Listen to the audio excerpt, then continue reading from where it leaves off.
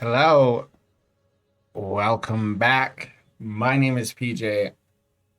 I woke up this morning and I am still an alcoholic, a gratefully recovered alcoholic. What that means is I do not feel restless, irritable, discontent, and I do not have the desire to drink or use or the cravings for any of that stuff on a regular basis, contingent on my daily reprieve, contingent on me doing a few simple things, having worked through the steps, having made some changes in my life, and practicing these principles in all my affairs. I have a new freedom. I've been able to sustain that for some time now. Part of me sustaining that is doing stuff like this. So here we are, back with another chapter, chapter 9, The Family Afterwards. Big book study, the way I see it, because it's the only way I can talk about it is the way I see it. Last week we talked about To the Wives. Before that, working with others.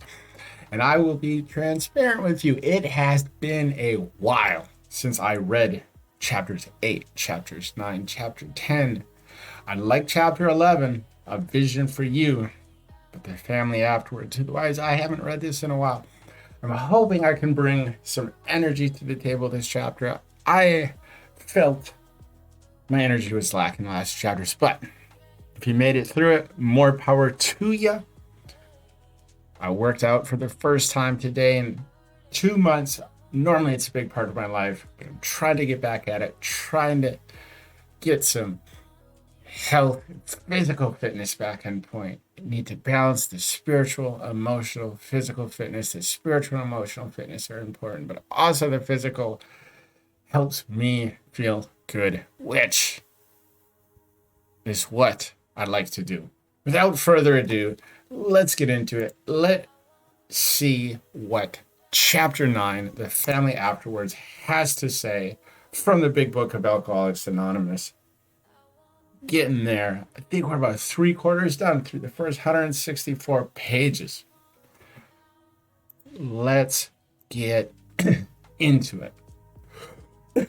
Chapter 9, The Family Afterwards. So if you went through chapter 8, To the Wives, if your wife, if your loved one had made it through that struggle and you are on the other side of this recovery thing, let's see what it says about what the family afterwards looks like after the destruction that we caused. Chapter 9, The Family Afterwards. Our womenfolk have suggested certain attitudes a wife may take with the husband who is recovering. Perhaps it created the impression that he is to be wrapped in cotton wool and placed on a pedestal. Successful readjustment means the opposite. All members of the family should meet upon the common ground of tolerance, understanding, and love. This involves a process of deflation. The alcoholic, his wife, his children, his in-laws, each one is likely to have fixed ideas about the entire family's attitude towards himself or herself. Each is interested in having his or her wishes respected. We find the more one member of the family demands that the other concede to him, the more resentful they become. This makes for discord and unhappiness. Process of deflation. Is that me? I have to be deflated. I'm already deflated by the time I get here, but let's see what this says. I do like ground of tolerance, understanding, and love, like all of it. The more patient, loving, and tolerant you can be in life, the smoother your life is going to go. From my experience, the way I see it. And why? It is not because each wants to play the Is it not because each wants to play the lead? Is not each trying to arrange the family show to his liking? Is he not unconsciously trying to see what he can take from the family rather than give? Cessation of drinking is but the first step away from a highly strained abnormal condition. It's just the first step. just getting off the alcohol. What next? A doctor said to us, years of living with an alcoholic is almost sure to make any wife or child neurotic. The entire family is, to some extent, ill. Let families realize as they start their journey that all will not be fair weather. Each in his turn may be footsore and may straggle. There will be alluring shortcuts and bypass down which they may wander and lose their way. Suppose we tell you some of the obstacles a family will meet. Suppose we suggest how they may avoid or even converted to good use for others. How they may be avoided, even converted to good use for others. This family of an alcoholic longs for the return of happiness and security. They remember when father was romantic, thoughtful, and successful. Today's life is measured against that of other years, and when it falls short, the family may be unhappy. Family confidence in dad is raising high. The good old days will soon be back, they think. Sometimes they demand that dad bring them back instantly. God, they believe, almost owes this recompense on a long overdue account. I think this word recompense, I think it means like a payment. But you guys know that here we have Google Dictionary going. So let's take a look. Recompense. Make amends to someone for loss or harm suffered. To compensate. Yes, to compensate. To compensate. That makes sense. So they feel like God owes the compensation. It's been so bad. It's been so bad. It's coming to us. It's owed to us that everything gets better quick. No. You will be compensated. Allow the alcoholic to get this right, and you will have the most magnificent person in front of you. But it takes time for that individual to grow into that. God, they believe, almost owes this recompense on a long overdue account, but the head of the house has spent years in pulling down the structure of business, romance, friendship, health. These things are now ruined or damaged. It will take time to clear away the wreck, though old buildings will eventually be replaced by finer ones. The new structures will take years to complete. The old buildings will eventually be replaced by finer ones, but the new structures will take years to complete. As I mentioned, you will have one fine individual in front of you. You will have good relationships with this individual, but currently that stuff's ruined, it's damaged. Be patient. Good stuff is coming. Father knows he is to blame. It may take him many seasons of hard work to be restored financially, but he shouldn't be reproached. Perhaps he will never have much money again, but the wise family will admire him for what he's trying to be rather than for what he's trying to get. Now and then, the family will be plagued by specters from the past. From the drinking career of almost every alcoholic has been marked by escapades, funny, humiliating, shameful, or tragic. The first impulse will be to bury these skeletons in a dark closet and padlock the door. The family may be possessed by the idea that future happiness can be based only upon forgetfulness of the past. We think that such a view is self-centered and in direct conflict with the new way of living. Henry Ford once made a wise remark to the effect that experience is a thing of supreme value in life. That is true only if one is willing to turn the past to good account. We grow by willingness to face and rectify errors and convert them into assets. The alcoholic's past thus becomes the principal asset of the family, and frequently it is almost the only one.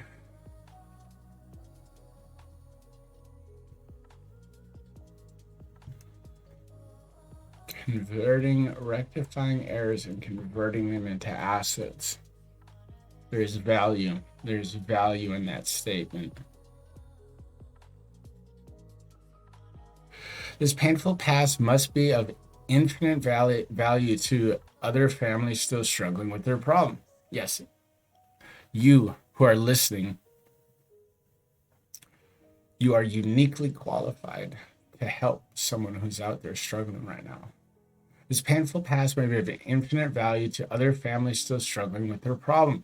We think each family which has been relieved owes something to those who have not, and when the occasion requires, each member of it should be only too willing to bring former mistakes, no matter how grievous, out of their hiding place.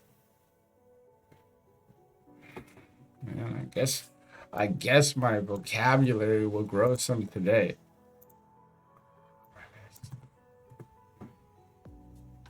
Severe.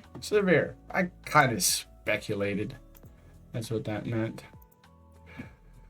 Showing others who suffer how we were given help is the very thing which makes life seem so worthwhile to us now. Cling to the thought that, in God's hands, the dark past is the greatest possession you have, the key to life and happiness for others. With it, you can avert death and misery for them. Showing others who suffer how we were given help is the very thing which makes life seem so worthwhile now. Boom.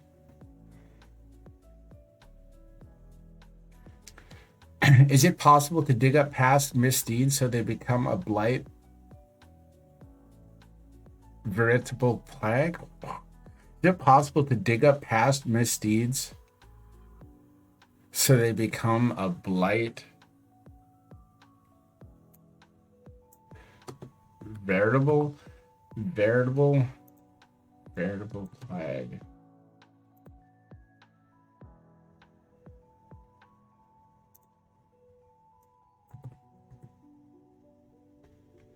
Used as an intensifier, often to qualify a metaphor.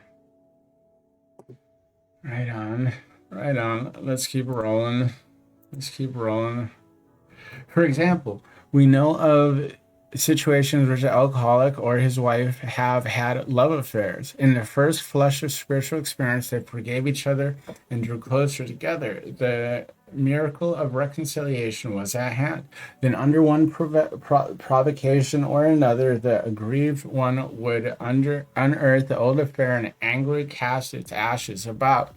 A few of us had these growing pains, and they hurt a great deal. Husbands and wives have sometimes been obliged to separate for a time until new perspective, new victory over hurt pride could be re-won. In most cases, the alcoholic survived the ordeal without relapse, but not always. So we think that unless some good and useful purpose is to be served, past occurrences should not be discussed.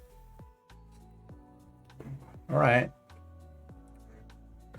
We families of Alcoholics Anonymous keep few skeletons in the closet. Everyone knows about the other alcoholics' troubles.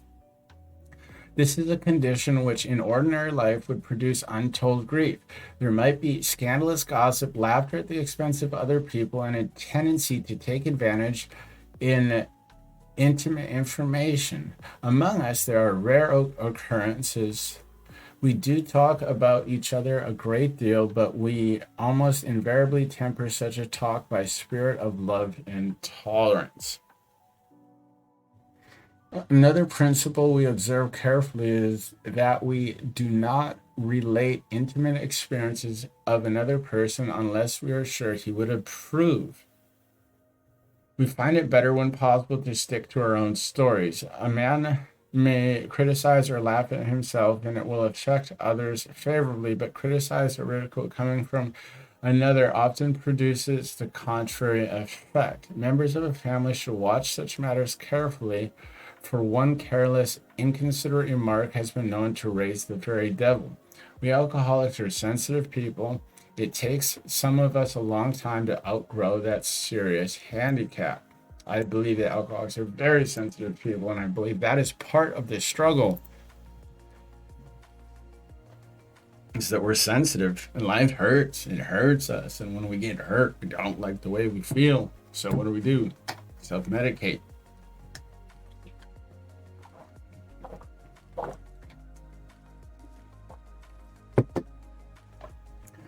Many alcoholics are enthusiasts.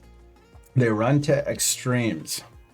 At the beginning of recovery, a man will take, as a rule, one of two directions. He may either plunge into a frantic attempt to get on his feet in business, or he may be so enthralled in his new life that he talks or thinks of little else. In either case, certain family problems will arise. With these, we have experience galore. Let's hear about that. I'm curious.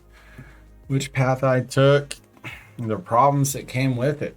We think it's dangerous if he rushes headlong at his economic problem. The family will be affected also, pleasantly at first, as they feel their money troubles are about to be solved. Then not so pleasantly as they find themselves neglected. Dad may be tired at night and preoccupied by day. He may take small interest in the children and may show irritation when reproved for his delinquencies. If not irritable, he may seem dull and boring, not gay and affectionate as the family would like him to be. Mother may complain of inattention. They are all disappointed and often let him feel it. Beginning with such complaints, a barrier arises. He is straining every nerve to make up for lost time. He is striving to recover fortune and reputation, and feels he is doing very well. I took it slow in recovery in the beginning. But here where I'm at today, I am working really, really hard, and I might be doing this. I think I probably am on some level. Sometimes mother and children don't think so. Having been neglected and misused in the past, they think father owes them more than they are getting. They want him to make a fuss over them. They expect him to give them the nice times they used to have before he drank so much, and to show his contrition for what they suffered. But Dad doesn't give freely of himself. Resentment grows. He becomes still less communicative. Sometimes he explores over a trifle. The family is mystified. They criticize, pointing out how he is falling down on his spiritual program.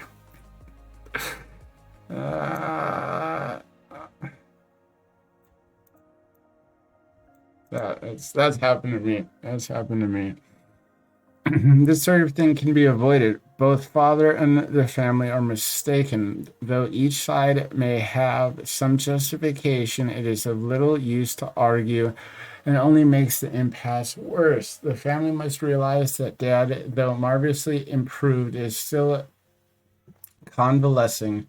They should be thankful he is sober and able to be of this world once more. Let them praise his progress. Let them remember that his drinking wrought all kinds of damage that may take long to repair. If they sense these things, they will not take so serious as periods of crankiness, depression, or apathy, which will disappear when there is tolerance, love, and spiritual understanding. The head of the house ought to remember that he is. I'm going to stop. I just.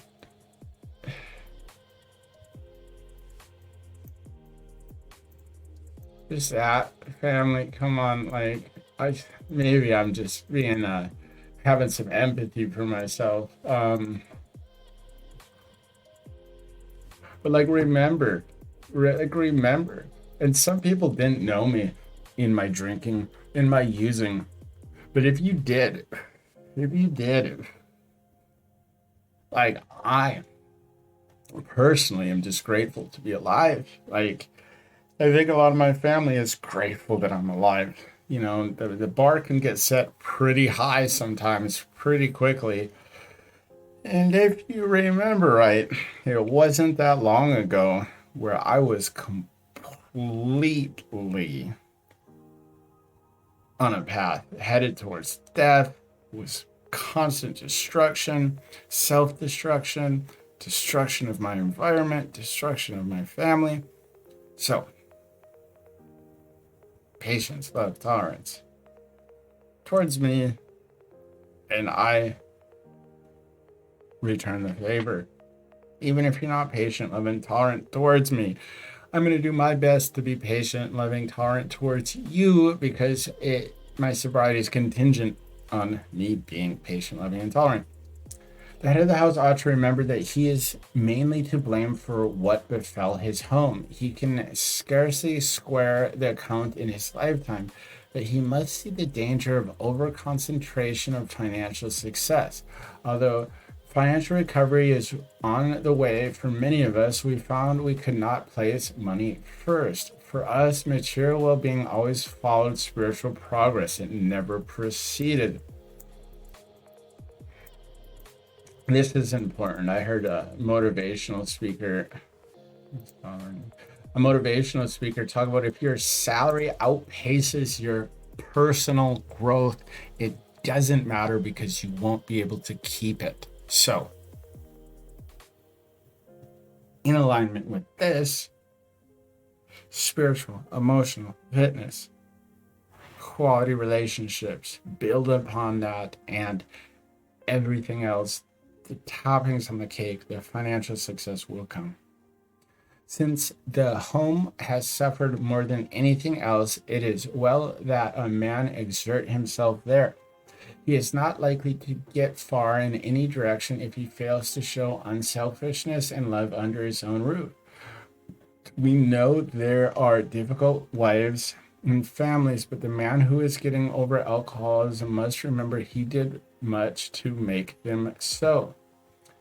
As each member of a resentful family begins to see his shortcomings and admit them to the others, he lays a basis for helpful discussion.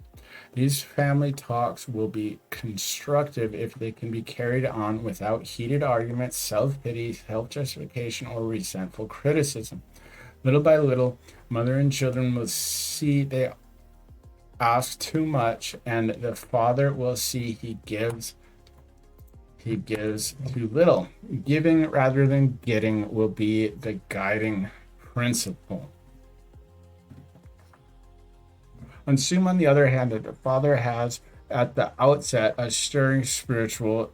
So this is the other option. The first one was the father diving into hard work and business and trying to make the family financially right again, and trying to overcompensate in the areas of hard work and making up for lost time. Now, this is giving us, on the other hand, an alternative path one might take. Assume, on the other hand, that the father has at the outset a stirring spiritual experience. Overnight, as it were, he is a different man. He becomes a religious enthusiast. He is unable to focus on anything else. As soon as his sobriety begins to be taken as a matter of course, the family may look at their strange new dad with apprehension and irritation. There is talk about spiritual matters morning, noon, and night. He may demand that the family find God in a hurry or exhibit amazing indifference to them and say he is above worldly considerations. He may tell mother, who has been religious all her life, that she doesn't know what it's all about and that she had better get his brand of spirituality while there is yet time. This is gnarly, but I imagine it might happen for some people. When you are gifted with this gift of sobriety, it is hard not to be enthusiastic and excited. You just have to lead by attraction rather than promotion. Be spiritual. Don't force it on others. Everything in moderation. When father takes this tact, the family may react unfavorably. They may be jealous of a God who has stolen dad's affection. While grateful that he drinks no more, they may not like the idea that God has accomplished the miracle where they failed. They often forget father was beyond human aid. They may not see why their love and devotion did not straighten him out. Dad is not so spiritual after all, they say. If he means to right his past wrongs, why all this concern for everyone in the world but his family? What about his talk that God will take care of them? They suspect father is a bit balmy.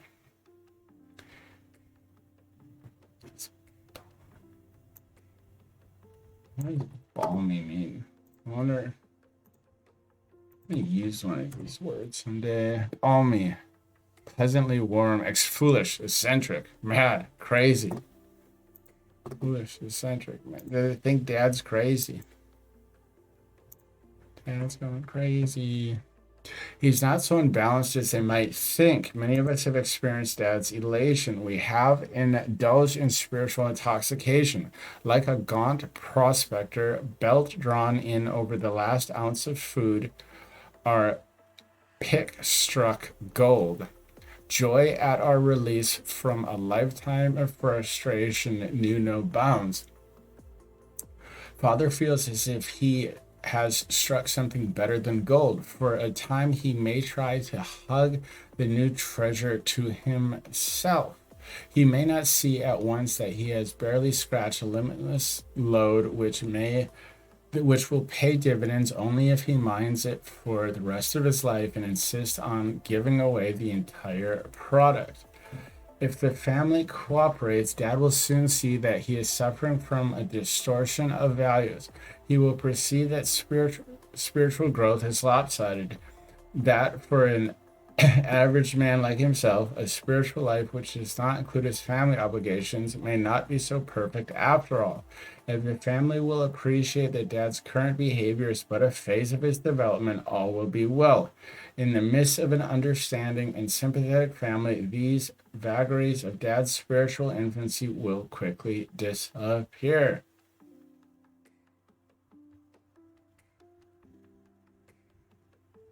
The more easygoing a family can be with an individual who's doing the deal, they're in recovery, they're staying sober, right? Be grateful and understand that the person is lost. They're finding their footing. They don't know who they are. They don't know what they're supposed to be doing. They don't know how they're supposed to be doing it. But with time, the clumsiness, the imbalances will straighten itself out, and you will have a well-rounded father, brother, sister, mother, whoever back in your life. It'll be great. The opposite may happen should the family condemn or criticize. Dad may feel that for years his drinking has placed him on the wrong side of every argument, but that now he has become a superior person with God on his side. If the family persists in criticism, this fallacy may take a still greater hold on father. Instead of treating the family as he should, he may retreat further into himself and feel he has spiritual justification for doing so. Though the family does not fully agree with Dad's spiritual activities, they should let him have his head. Even if he displays a certain amount of neglect and irresponsibility towards the family, it is well to let him go as far as he likes in helping other alcoholics. During those first days of convalescence, this will do more to ensure his sobriety than anything else. Though some of his manifestations are alarming and disagreeable, we think Dad will be on a firmer foundation than the man who is placing business or professional success ahead of spiritual development. He will be less likely to drink again, and anything is preferable to that, right? So this emphasizes the importance of the spiritual aspect of this program, is that this hyper spirituality individual is less likely to drink than the guy who gets obsessed with making money in business early on. Those of us who have spent much time in the world of spiritual make-believe have eventually seen the childishness of it. This dream world has been replaced by a great sense of purpose, accompanied by a growing consciousness of the power of God in our lives. We have come to believe he would like us to keep our head in the clouds with him, but that our feet ought to be firmly planted on earth.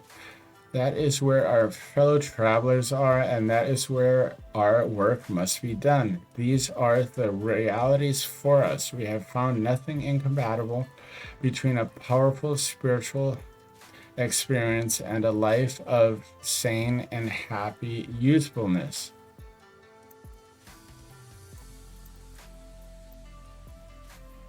Like that.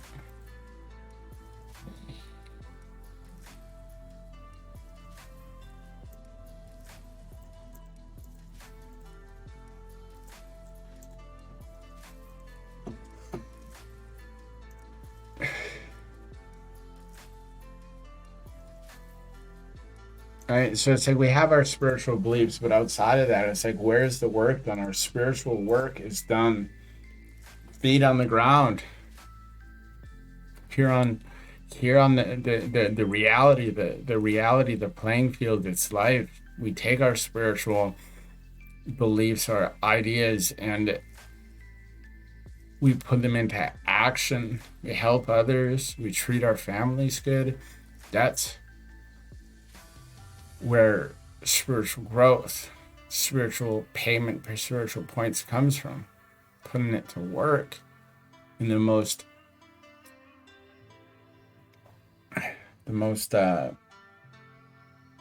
can't think of the word, the most real ways, give it some real utility in real life.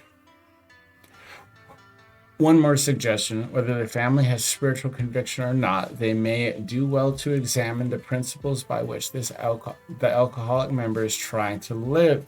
They can hardly fail to approve these simple principles, though the head of the house still fails somewhat in practicing them. Nothing will help the man who is off on a spiritual tangent so much as the wife who adopts a sane spiritual program, making a better practical use of it. Right? So this is saying, it's like, take a look. What's this program suggesting we do?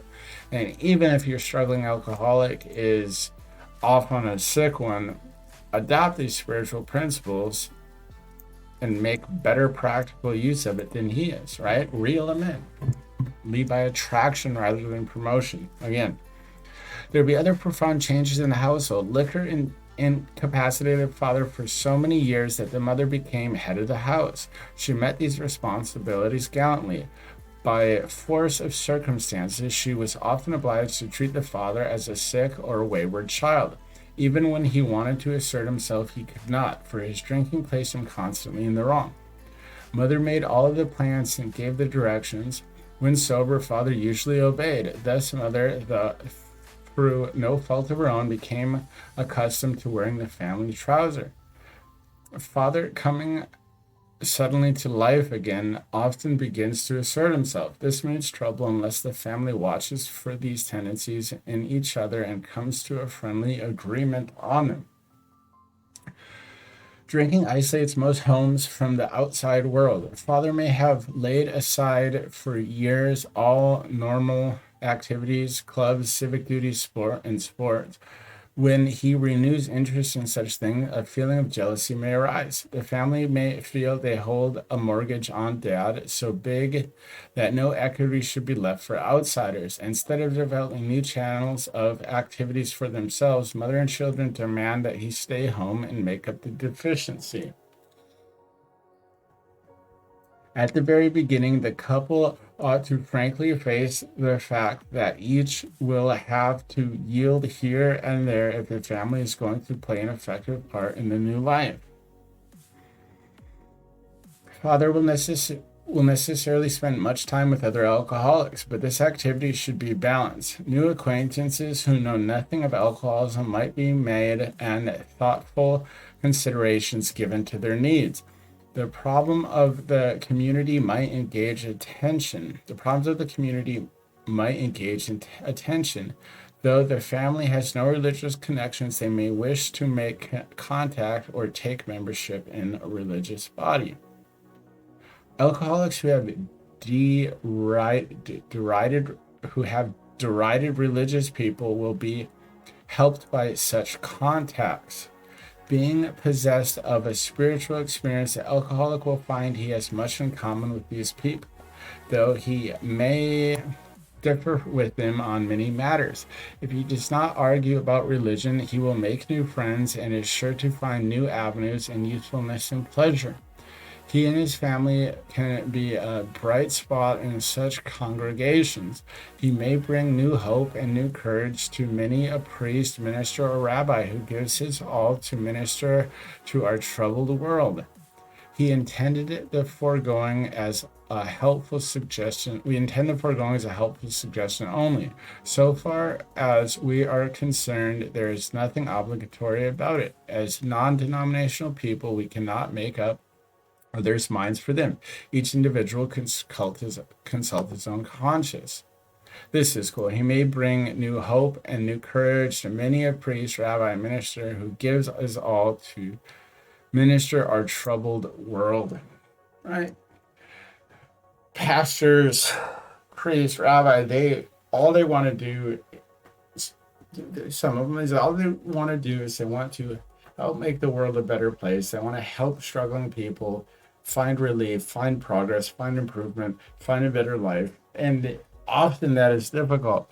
But for us alcoholics, it is a fresh breath of air to see that an individual was going through some bad, gnarly stuff, and through a newfound connection with a higher power, was able to relieve themselves of alcoholism. That is the bread and butter of what people have dedicated their lives to. Religion would like to believe that a connection with a higher power is capable of. They want to see evidence that God is real. They want to see evidence that there is a power greater than ourselves who is willing and able to help us when we need it.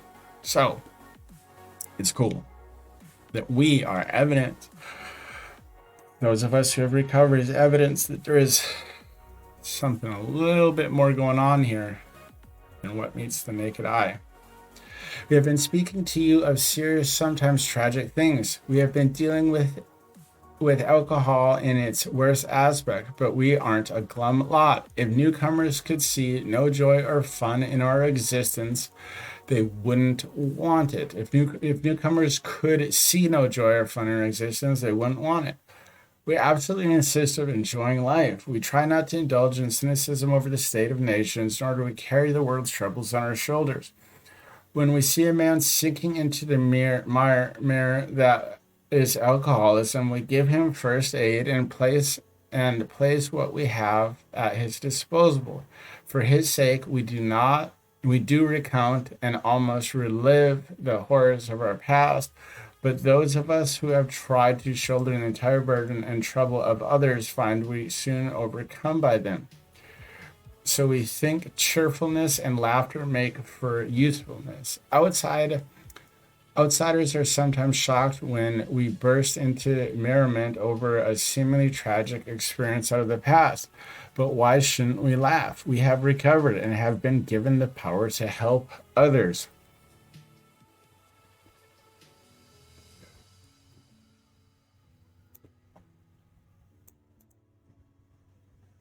I like that, right? It's that we're able to laugh. Things were terrible, I know, but we've recovered. We're recovered, so it's okay. Being stranded on that desert island is a terrible, terrible thing. But here we are. We're back on the other side. Everything is good. So you know what? As terrible as it all was and wild as it was, it's over now. It's over. And as long as we practice some principles in our daily affairs, we can stay on the mainland of a happy existence. So we can laugh. Everybody knows that those in bad health and those who seldom play do not laugh much. So let each family play together or separate as much as their circumstances warrant. We are sure God wants us to be happy, joyous, and free. We cannot subscribe to believe that this life is a vale of tears, though it once was just that for many of us, but it is clear that we've made our own misery. God didn't do it. Avoid then the deliberate manufacture of misery. But if trouble comes, cheerfully capitalize it as an opportunity to demonstrate his omnipotence.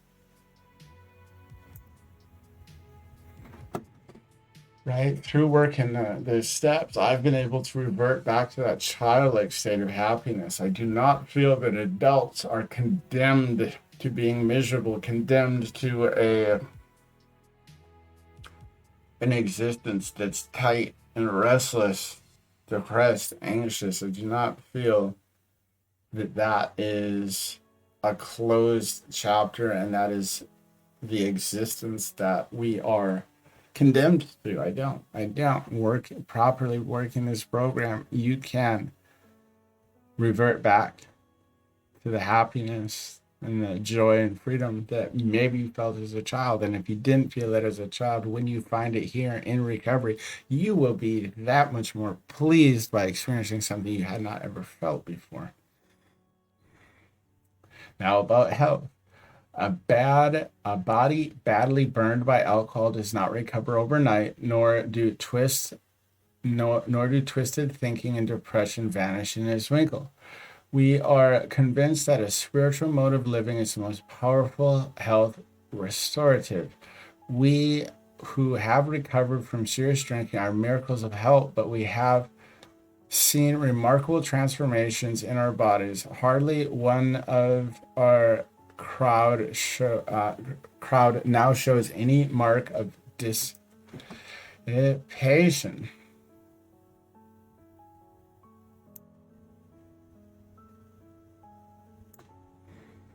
This is something that hit heavy for me early in recovery because I was so busted. Like you could tell I was in very bad shape. Scars all over and just gnarly, icky.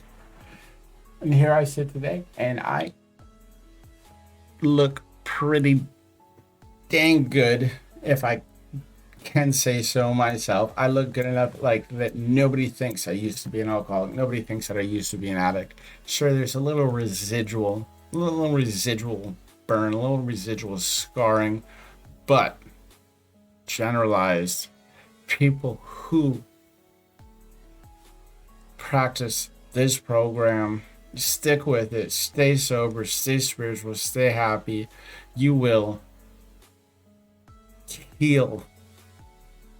And your health and your body, your appearance, inside, out, it will thrive and be vibrant. Yet again, more vibrant than it has been in a very long time. Let's continue. But this does not mean that we disregard human health measures. God has abundantly supplied this world with fine doctors, psychologists, practitioners of various kinds. Do not hesitate to take your health problems to such persons.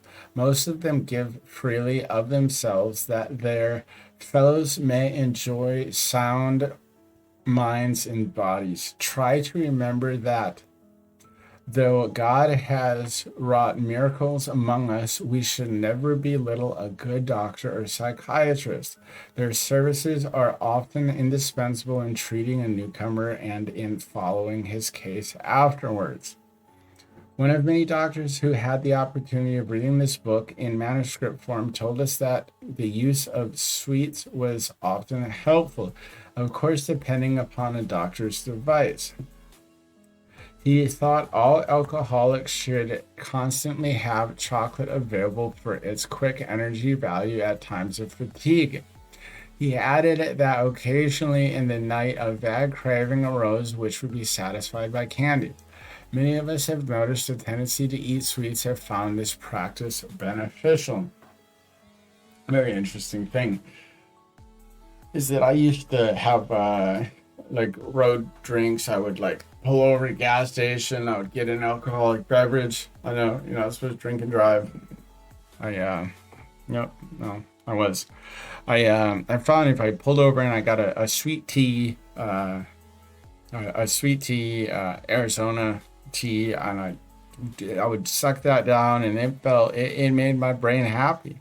And it wasn't even so much that I was craving alcohol anymore, but I was craving something, and I do, the alcohol has a lot of calories in it. There's a lot of things outside of the actual alcoholic effect that happens in our body when we consume alcohol. So it helps satisfy that craving. Juicy candy, chocolate, chocolate syrup, sugary iced tea, whatever it might be, can be a useful little tool to have around. I do think there's a lot more outside of that that can help. But well, there it is. You saw it. A word about sex relations. Alcohol is so sexually stimulating that some men that they have overindulged. Couples are occasionally dismayed to find that when drinking is stopped, the man tends to be impotent. Unless the reason is understood, there may be an emotional upset. Some of us have had this experience, only to enjoy in a few months a finer intimacy than ever. There should be no hesitancy in consulting a doctor or psychologist if the condition persists. We do not know of many cases where this difficulty lasted long. If you've been drinking for a while, your testosterone is shot out. It is very low.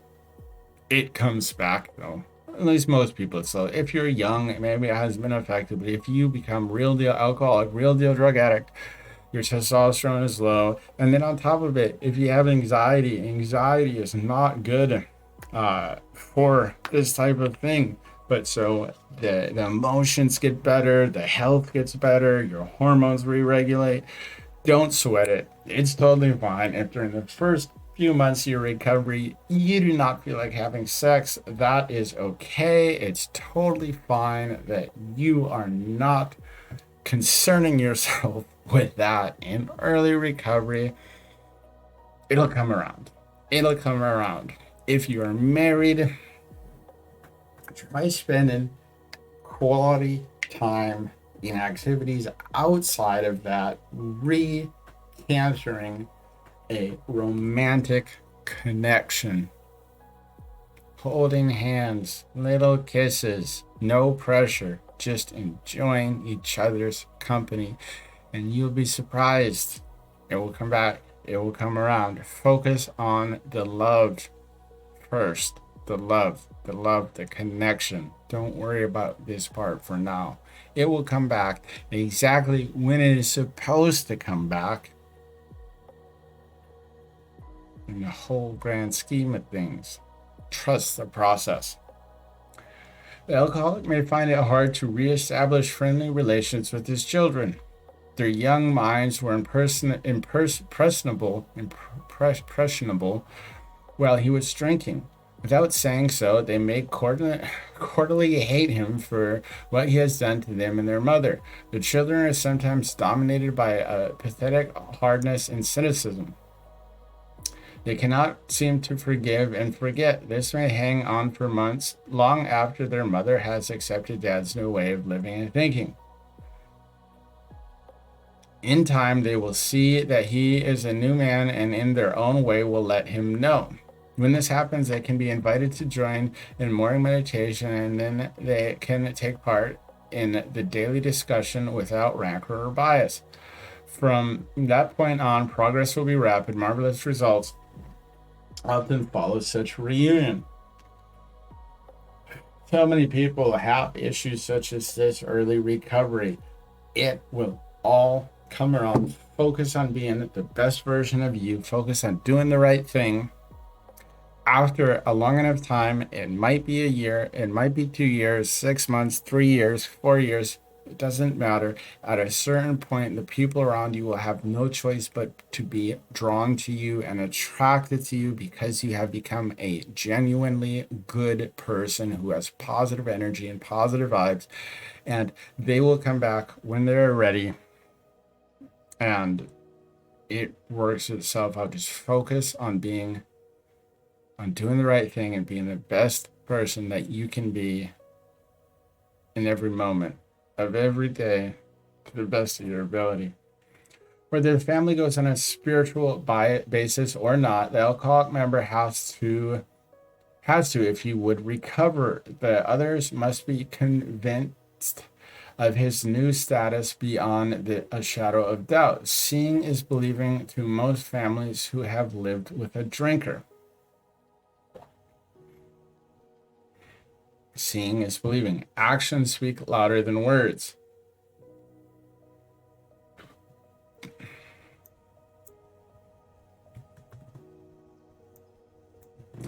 Here is a case in point. One of our friends is a heavy smoker and coffee drinker. There was no doubt he overindulged.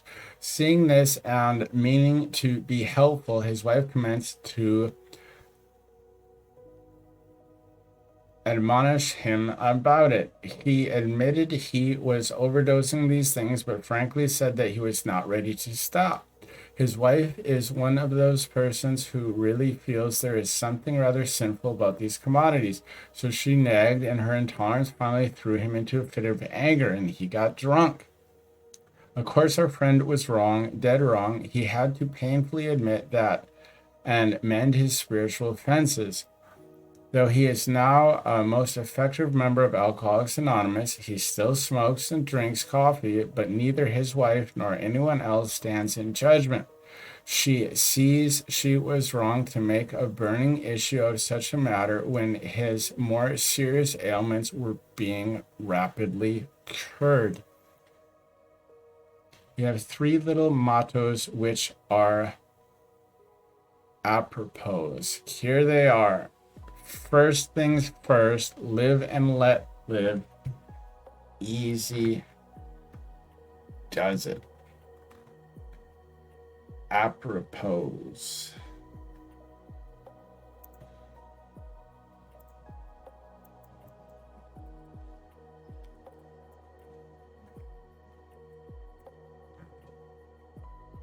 Reference to concerning, very appropriate to a particular situation.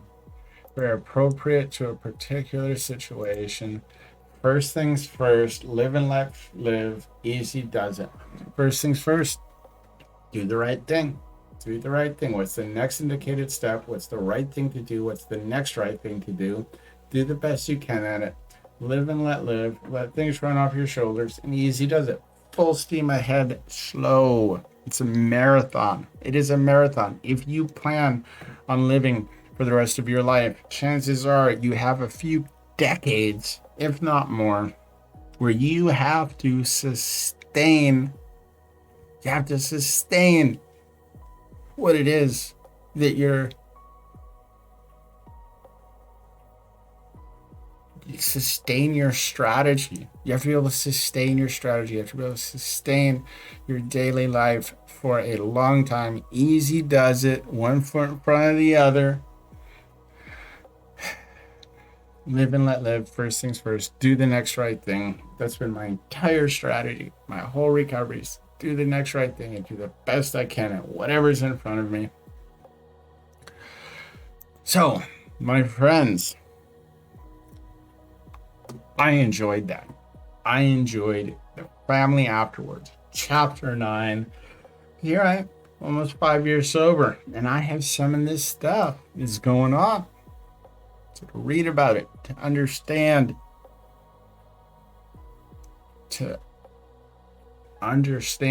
that this is part of life. This is part of life, yet I am expected to navigate it. And not only am I expected to navigate it, I want to navigate it. And I want to navigate it gracefully. And through my perspective and my design for living that I've gotten from this program, I can navigate most all of things that come my way in life gracefully.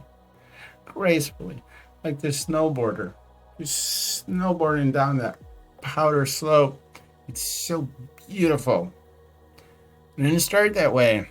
Learning to snowboard, if you've ever snowboarded, learning to snowboard is difficult and it sucks and it's not fun. But once you get good at it, it becomes fun and beautiful, as is life. And I want to get good at life because I participate in it. I don't have an option. I participate in it every single day. Every time I wake up, I'm forced to participate in life. So I'd like to be good at it. I'd like to be good at it so it's fun. I can be graceful. Thank you, guys. Chapter 10 is next. See you then. Bye.